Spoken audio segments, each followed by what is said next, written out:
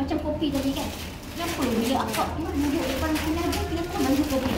Sedangkan dia pakai 2 pinggan, sedangkan dia kata dia dah luka. Sedangkan dia kena stroke, kenapa saya terus bagi kopi? Sebab saya tahu khasiat dia ni.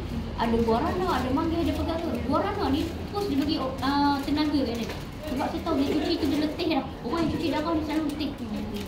Saya bagi dia minum, tak sampai 5 minit dia boleh bangkit dia elok. Lepas tu saya boleh tahu mangga dia bagi oksigen dalam dia punya darah. Dia boleh jadi relax. Dalam 5 minit dia boleh relax. Daripada dia sakit tadi dia boleh jadi relax depan saya. Baru saya cakap tentang ni. Bila saya kenalkan kat dia ni, dalam alhamdulillah dalam masa sebulan je Allah izinkan dia. Kita punya supplement ni buat dia orang kata mencegah daripada merawat. Boleh.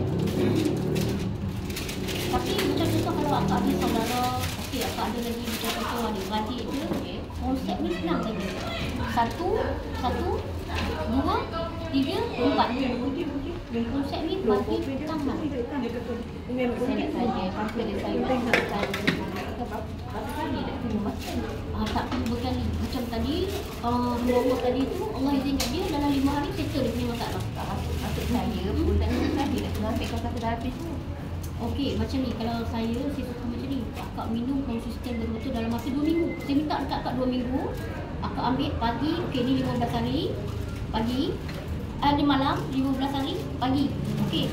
Akak ambil yang ni, okey, contoh kalau akak terlibat dengan hospital, akak pergi cek. Tengok apa keputusan akak. Contoh kalau akak tengok kolesterol akak bacaan dapat cantik, akak rasa keluar lagi tak nak ambil.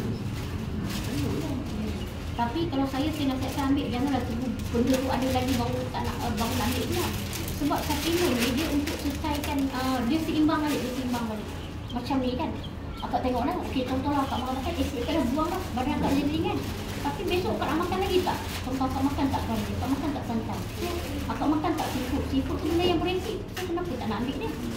Kalau lah yang akak makan tu boleh buang dalam masa 8 jam, kenapa nak simpan dalam usus lebih pada 24 jam?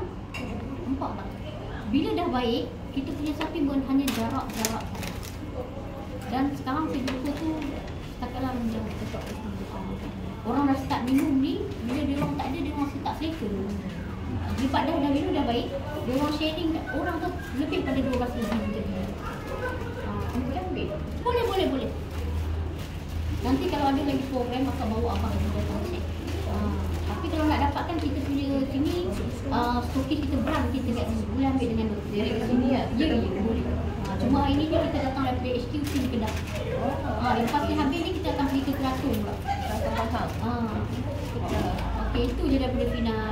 Yang lagi satu Kak, ini macam contoh kalau Kak kerja, Kak bangun pagi Kak minum. Dia boleh apa tau? Satu, dia boleh bagi tenaga kat 8 jam. Kurang ngantuk, kurang letih, kurang rasa makan. Sebab dalam tu ada tidur. Tidur kalau boleh ambil waktu siang. Okey, ini akak jangan risau. Sebab selalu kalau dengan kafein kita tak boleh tidur kan. Tapi khasiat dalam kopi ni, dia tambahkan mangga untuk bagi oksigen balik. Semalam kakak tu kata, kalau dia minum kopi dia tak boleh tidur nanti. Saya kata tak boleh minum. Boleh. Bismillah. Boleh. Kan? Di festival kan? Ya.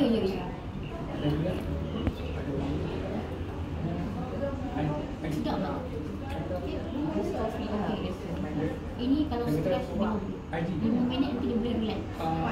Sebab orang boleh tahu dia ada ni, dia ada mandi ni, dia bagi oksigen balik.